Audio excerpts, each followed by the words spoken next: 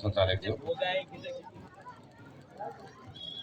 आज वैशाख बुढीमा माण्डव्य कुल गेवाली वंश गेवाली थरका सम्पूर्ण बन्धु बातुत्व यहाँ भेला भएका छौँ। सर्वप्रथम यहाँ उपस्थित अग्रज आदरणीय अनुकरणीय उदाहरणीय सबै गेवाली बन्धुज्यूलाई एकमुष्ट रूपमा हार्दिक सम्मान व्यक्त गर्न चाहन्छु।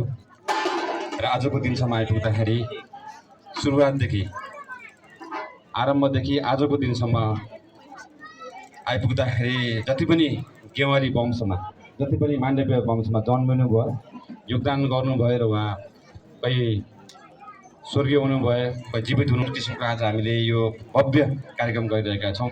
आजको यो अवस्था सिर्जना गर्नको लागि अहिलेका अध्यक्ष आदरणीय माधव गेवालज्यू लगायत यसभन्दा अगाडिका पूर्व अध्यक्षज्यूहरू, संस्थापक सदस्यज्यूहरू, यहाँहरू सबैप्रति पनि हार्दिक सम्मान व्यक्त गर्दै खास गरेर यहाँ अलिकति युवाहरू, विद्यार्थीहरू, जेएनजीहरू पनि अहिले यो मुलुक परिवर्तनलाई पनि लागिरहनु भएको छ। उहाँहरूको पनि आवाज अझै आउन सकियोस्, यो पनि शुभकामना व्यक्त गर्दै म चाहिँ यो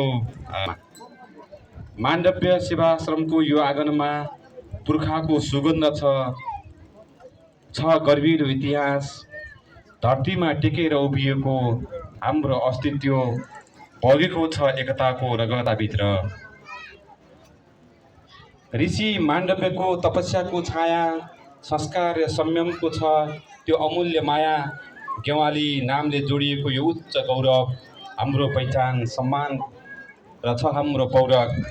भावले टुट्न नदेऊ यो पवित्र सम्बन्ध, पुस्तौँदेखि पुस्तासम्मको दायित्वले जहाँ जहाँ पुगे पनि वंशजहरू हृदयमा एउटै डोरीले बाँधिएका, दुःखका साथ सुखका सहारा एकअर्कामा सधैँ सधैँ अडिएका।